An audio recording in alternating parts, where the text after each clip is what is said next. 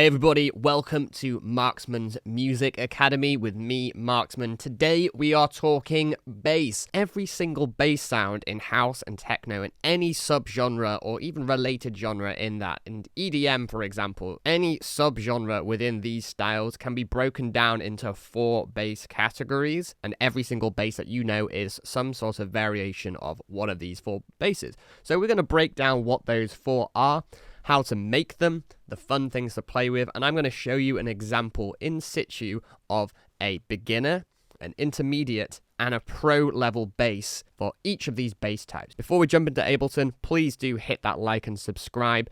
Really helps me out to keep on making all this amazing content. So here we are in Ableton. So there are 4 types of possible bass sounds. In this track, I've used 2 of them. 4 types that you're commonly going to come across are the continuous bass, sometimes called a sustained bass or sometimes a legato bass. There's a stab bass, a pluck bass, a rhythmic bass, sometimes it's called. There's rolling bass lines, which are a lot of fun, one of my personal favorites. And then there's, of course, the rumble bass, which is very popular in techno and hard techno, especially like the drum code style, like that peak time style. Very common. Not something I use too often, but it's a good thing to have in your arsenal every now and then. It's worth noting that you can use just 1 or multiple, maybe 2, potentially even 3 if you're really crazy. You can use multiple types of these bass at once. I'd probably only recommend going for 2, otherwise your track's going to get a bit crazy, but you can combine these 4 different component basses together to create a more advanced bass line, which is actually what I've done in this track. If we take a listen, I'm using both a continuous and a stab bass. It's actually using a continuous and a stab bass in this. Quite an advanced trick. But you don't necessarily have to do that. You can just use 1 and you can get very far with just 1. But if you are going to use just 1, we need to be able to take it from a beginner to an intermediate to a pro level so your bass line stands out. So for each of these 4 component bass lines, I have created a beginner, an intermediate, and a pro version, so you can hear the difference and hopefully strive towards getting that pro version, because that's why we're here, right? We want to make pro sounding music. So let's kick things off with a continuous bass. So for all of these, well, for 3 of these, I have made basically a very similar patch in Serum. It's super simple. This isn't really a sound design lesson. We'll cover this in other videos, but basically Serum's quite a visual synth, very easy to understand. So that's what I've done, and it's a super basic synth. Basically on all 3 of these, saw waves, one of them's detuned, one of them's playing an octave higher than the other one at a 5th. A perfect 5th, 7 semitones higher. There's a little bit of detune and unison, but that's about it, and there's the filter on in most of these. So let's talk about the basic continuous bass first. So with a continuous bass, it's basically all in the envelope. You're going to need your attack setting. You can use the taste, you can have a slow attack one, doesn't really matter, but the important part is the sustain. So having a high sustain, either all the way full or maybe a little bit lower to have a little bit of movement into the shape of your sound. That's for the amplitude envelope. For the filter envelope, you can kind of do whatever you want, but this is quite a basic one. I haven't done anything here. It's a very basic sound. So if I press a key and hold it down, the bass note keeps playing. If I take my finger off, it stops playing. Pretty straightforward. A continuous bass, a sustained bass.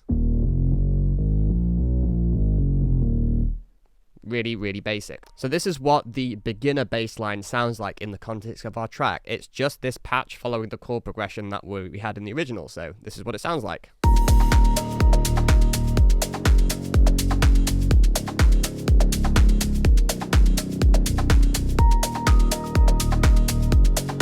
So nothing particularly crazy going on. Very basic, but it does the job. Let's take a listen to the intermediate version. This is a little bit more complicated in terms of the patch.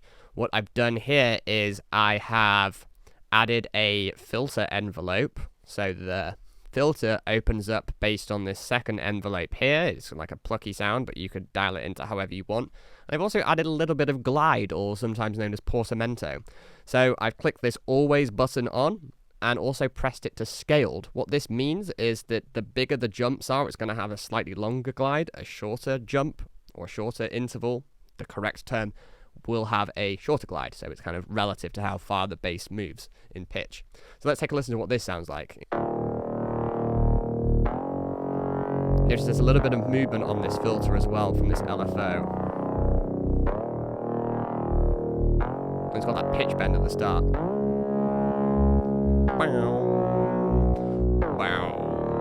Which is quite cool. It's an intermediate technique that sounds okay. So let's listen to how it sounds in context.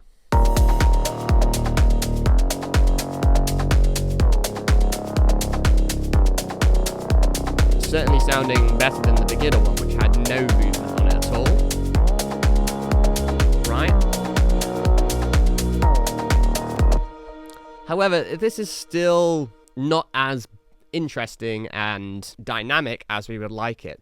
So I've gone a step further, and this is the Pro version. Again, still just playing the same pattern here in terms of the notes, but there are some extra things going on in the sound design. I have mapped certain parameters to the macros where I play with them over time. It's very important to play with a knob over time, you know? But point being, playing with these parameters, so this filter, this attack, this detune on the synth, is going to make my bass sound way more interesting and a lot more dynamic and have movement to it. So let's listen to the Pro version with all of these parameters dialed in. You can open up the clips here. You can see I've dialed in some automation on the filter and the detune. So let's take a listen to the difference that this makes.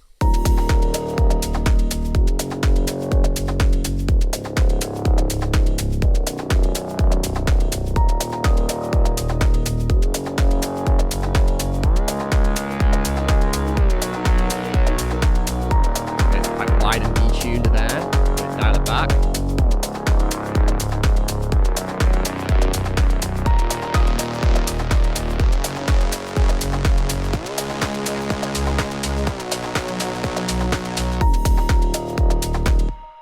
So there's way more movement, way more interest, way more different textures, and so much more evolution to that sound, which makes it more interesting for longer. So that was 16 bars, and we only have the drums and the bass and the piano in, but that's pretty interesting. Like, you could listen to that for way longer than just the big. If we flip back to the beginner bass, just let's A/B this. So this is our beginner bass.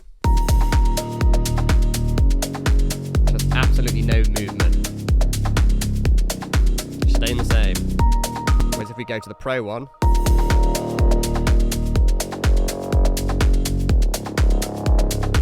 it's evolving and building, taking us on a journey. Right?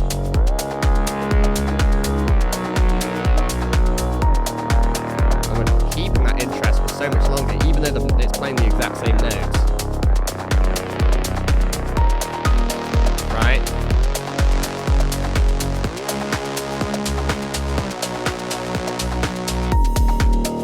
So to me, that is like night and day. I feel probably a lot of people are probably in this beginner or intermediate category, but when you start having your sounds developing over time using automation and modulation is what will really take you to that next level. It takes a lot of time to do this, but if you need help with that, drop a comment below and I can help you out. Now, anyway, let's move on. So this is the second type, or the stab or the rhythmic basses. So this is a very, very common bass line to have in particularly deep house, progressive house, and kind of to a certain extent techno, certainly tech house, but it is very, very common. Let's talk about the beginner version here. So this is basically just, it's a slightly different version of. So let's take a listen to the beginner version here. I would call this probably more of an intermediate one, but we get quite advanced here. So this is just a very basic stab here. So let's take a listen.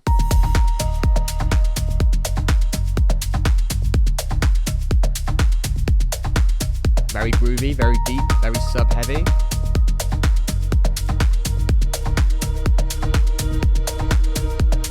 But yeah, this is actually made from a kick sample, which is what I used in the original track. If you want to learn how I made this, then drop a comment below. But yes, it's just kind of looping that thing over and over again, not much variation. So if we take this to the intermediate version, basically what I've done here is I have this main stab here, And there are many ways I can add interest to a stab melody, and this is just one of the ways to do it. But what I've done is I created another stab sound here. It's, again, very, very simple serum patch, just the same two saw waves doing the exact same things apart from the envelopes. The envelopes now follow this sort of stabby motion, so a quick attack, so if not no attack, a bit of decay, a bit of sustain, and some release. And then this envelope here is the important part for the filter. This envelope is controlling the filter, which is essential in stabby sounds. Again, quick attack, short-ish decay, a little bit of sustain, and a bit of release. But basically, this is what it sounds like. What I've done is I have removed these final notes here and moved them over to this other sound here, this other stab sound. So this is playing the accent. So this is what it sounds like now.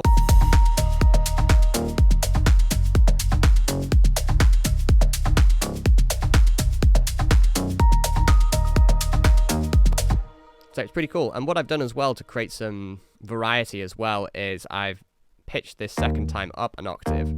Listen. It's normal.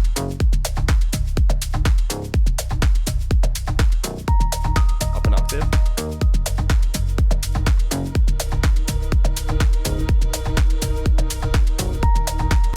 And in theory, I could do this as many times as I wanted, because depending how complicated my stab rhythm is, I could have 3 different stabs. If I have this one rhythm, I could chop it up and have multiple parts playing that rhythm, but just different parts, which makes this a little bit more interesting than just a generic pattern. That's something you can do to keep interest, but I wouldn't say that's at the pro level yet. So let's get the pro version a listen. I've done 2 things here to take this to the pro version. So I've automated certain parameters on the support stab, the accent stab, whatever you want to call it, to make it more interesting and dynamic. But then I've also amended the progression here for the main stab, because I'm not able to automate this in the way that I would like to because of how it's designed, but it's awesome bass sound anyway.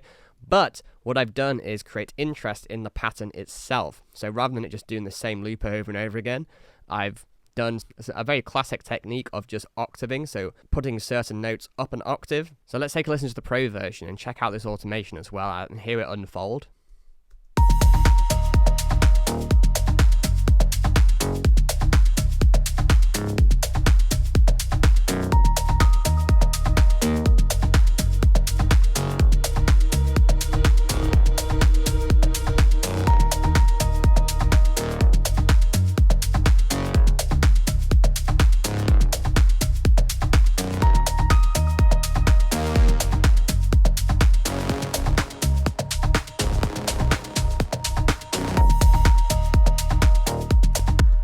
So pretty cool, eh? Filter opens up the decay and release, get longer over time, and then also it gets pretty detuned towards the end, which is quite cool.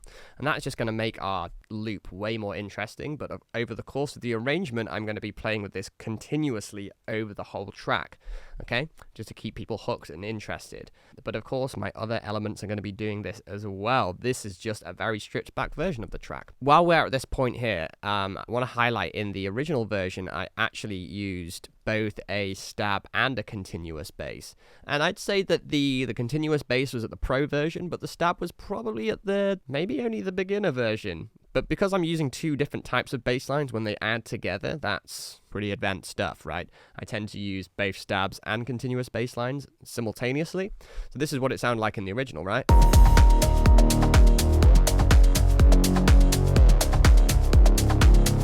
the interest is coming from the automation on a continuous bass line.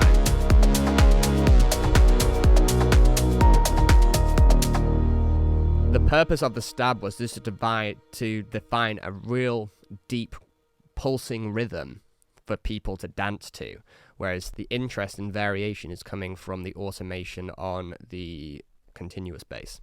Something to bear in mind. So you don't have to go pro on, if you use multiple basses, you don't have to go pro level on all of them, but go pro level on at least one of them. It would be quite hard to mix a stab sound and a continuous bass sound, which are both changing very drastically over time. So maybe only go one pro level and keep something a bit more consistent if you do want to do that. But, you know, you can give it a try. Let's talk about number 3, which is one of my favorite techniques, is the rolling bass line. So again, I have a beginner, intermediate, and advanced version of this. So let's just check out the beginner version first. So this is, again, a saw wave patch, just 2 saw waves, the same thing going on. The thing with the rolling bass is it's playing 16th notes, and something that you can do immediately to make your rolling bass line sound a little bit more movement is having different velocities on each of the 16th notes. That's what I've done here, so it kind of gets a bit more intense. It's like it's not too noticeable once you start compressing things, but it does have a little bit of a touch. That's what I've done. And much like the stab bass, it's all in the envelope, but will have a lot tighter of a envelope, a lot shorter decays, a lot shorter releases, because it's such a quick sounding bass sound.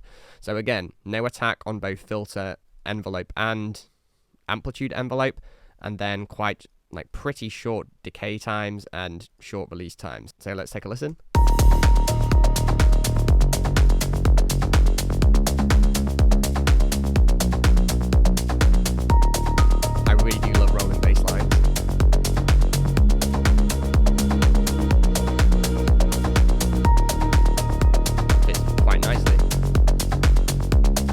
That's the beginner version. There's nothing particularly wrong with that, but after 5 or 6 minutes, it might get boring if it's quite a long song. So, how can we take it to the intermediate level? Well, this is where you can start introducing different patterns to your rolls, to your rolling bass line. So, I've got 2 different variations here for the intermediate. So, let's give this a listen. Basically, I've just put one of the notes up an octave. So, this is the first time.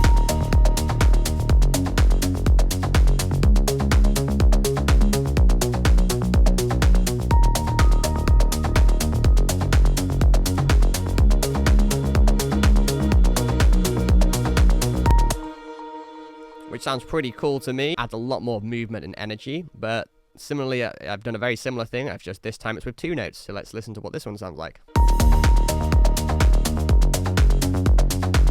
So yeah, this one's even more high energy because of the bounciness of the bass. I'd have some very questionable dance moves for this in the club. That's what we're all about, you know.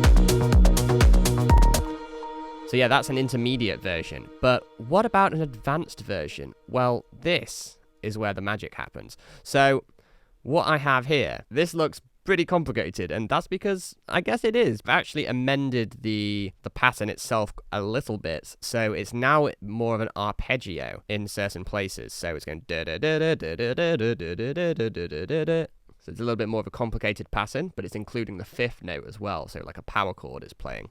But then also there are extra variations in the pattern as time goes on. So this is actually now a 16-bar loop. And some things to note as well, just before I press play, is this note here. That's the 5th of the scale, which is going to lead nicely back to the root note here. And then I also have like little variations over here by doing some octaving and all sorts of stuff. So let's just take a listen. And plus, by the way, this also has automation on the filter cutoff and decay time of the synth. So let's take a listen to the pro version.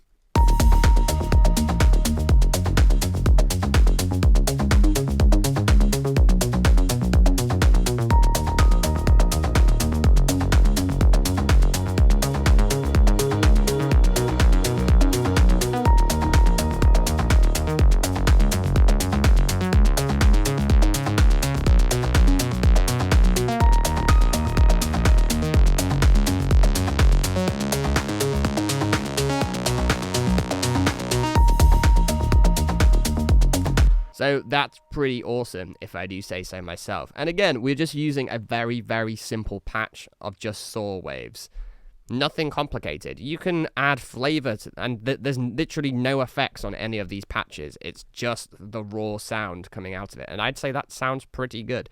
It's just the raw sound coming out of the synth with some very basic mixing effects, just some distortion and saturation. This goes for all of the basses, by the way. It's just some distortion, a little bit of EQ to help it sit better in the mix, and a bit of limiting. That is it. There's no effects on the synth. I'd recommend adding some in, so definitely distortion, probably some compression, and maybe some phaser or whatever you want.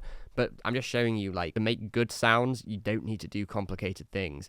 The key for being a pro comes with the automation and modulation. And of course, you could create different flavors of this sound if I were to use a different wave, for example. Like, so let's maybe go something like this. A little bit more of an advanced wave, maybe a digital wave, something like this. But the magic is just basically in the envelope. That's it. There's nothing complicated.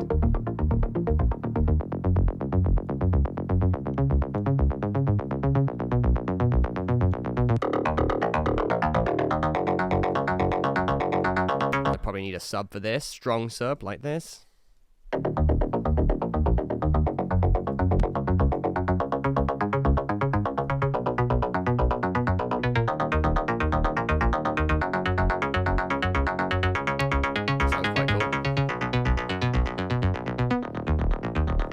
And there you go, you can like just create something completely different just with a different wave.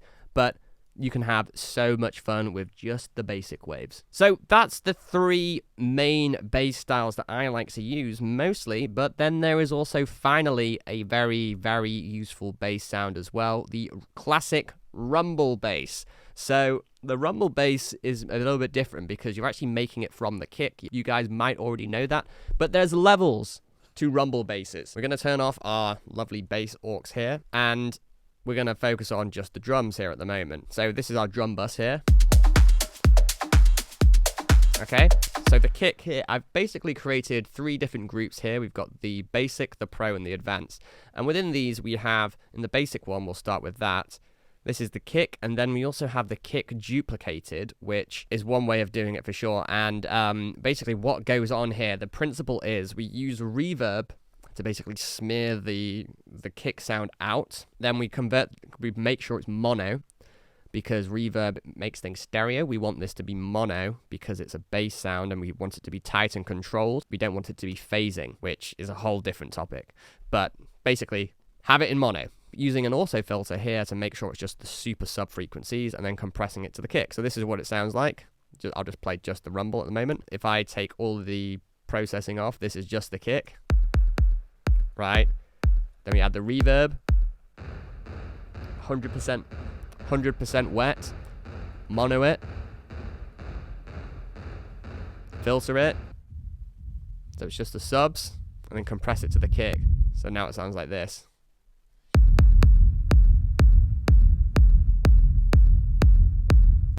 It's a very classic sound. It's quite basic, but let's hear what it sounds like in context of the rest of the track.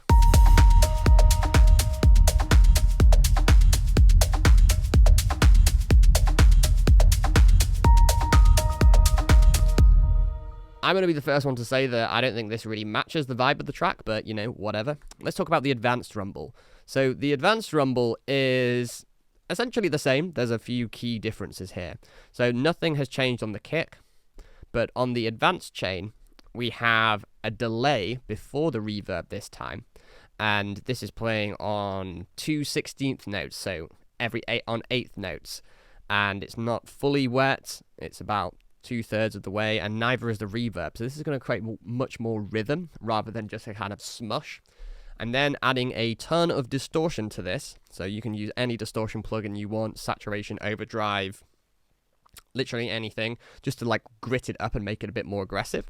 Then again, the filter, and then I'm ducking some of the low mids so it cleans up. So this is what the advanced one sounds like compared to the basic one. The advanced one sounds like this. It's a bit more rhythmic and thicker, and juicier, I would say. So yeah, let's just break all of these down. So without the delay, this is going to lose quite a lot of the rhythm. But with the delay. And you could choose use whatever delay pattern you want. Maybe 3/16 hit could be interesting.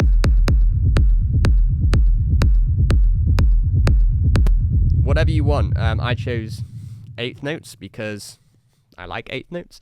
But yeah, the important part is the reverb is not all like fully wet, because if it's fully wet, we're just not going to really hear that. But dial it back. We get dial it back a little bit, like 25% or something. We get a lot more rhythm. Also, the distortion here as well, very important. So if I A/B this, it's without the distortion, with the distortion, there's a lot more harmonics. Again, same low pass filter, and then I'm just ducking around this low mid area in the 240s, which tends to get quite muddy. It tends to build up a lot of frequencies and get quite muddy. So without it, it sounds like this. It's a bit too much. And then, of course, just some aggressive side chaining as well. And also, something to bear in mind as well is because there's obviously there's a tail to that, and also the first note isn't going to have the reverb or delay. You're going to want to do something called resampling. So what I would do is click here, go resample, and then just basically solo this rumble here. Just record something here. Record a loop or something. So 8 bars, 16 bars. It doesn't have to be that long, but just so you can then shave off that first initial hit. So here we go, let's just take the second bar here, 4-bar loop, and then we can use that as our rumble instead. So if I just turn that off, that's going to be way more consistent.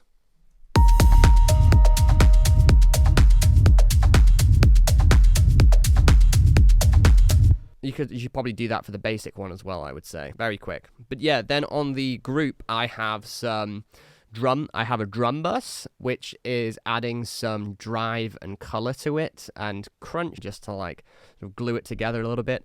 And then again, just doing a duck on the low mids around the 200 hertz range. So if I A/B these,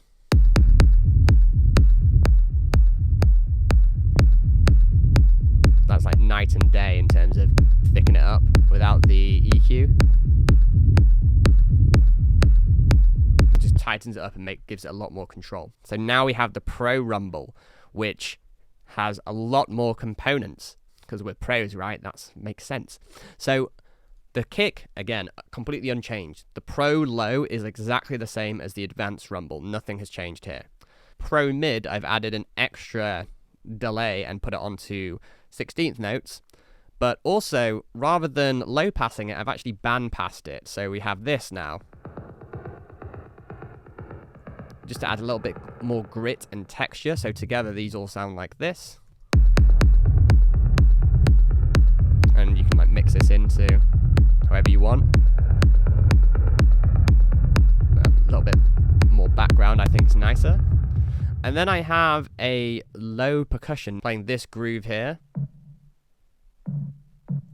Again, similar technique here as well. I've just basically smushed this using reverb like I did to the kick, added some saturation and distortion, it's monoed, and then I've just EQ'd some parts that I don't want, and then this is sidechained heavily to the kick. So together this sounds like this. It's very subtle, but if I crank it up, it's quite noticeable, so I have it quite low in the mix just to add a little bit more movement.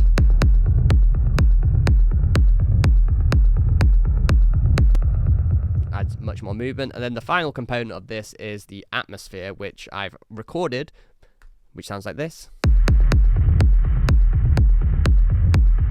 Crank it up a little bit. That'll be quite low in the mix. And what this is basically is I've taken a clap sample. It doesn't really matter what sample you use so much. You can be anything. And then what I've done is sent it to a very big reverb, so 7.48 second decay. So it sounds like this. And I just press freeze. So it just kind of goes on forever. And then what I did was record that and EQ it. So over here, turn that off because that's just going to go on forever. So I have that exact same sound just recorded over here. So altogether it sounds like this. So then when it comes to the rumble bus, it's very similar to the advanced one, although I have added in a few extra things. Just one extra thing actually. I have a parallel chain here with a decapitator in parallel, which is basically just adding extra distortion to the whole group, but then EQing out the low, so it's just this MIDI part here, so it sounds like this.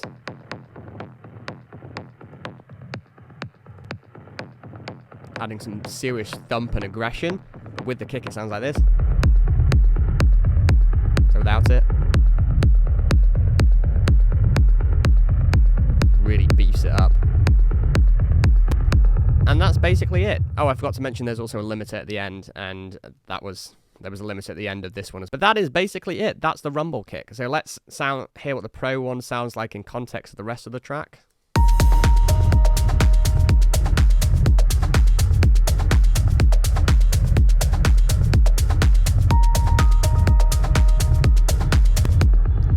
Stripped back, that's basically it. So yeah, that's how you make a rumble bass. That's how you make a rumble bass. It's a little bit more suitable for like harder techno or classic techno, so things like drum code or stuff like that, but it's not something I really do too often.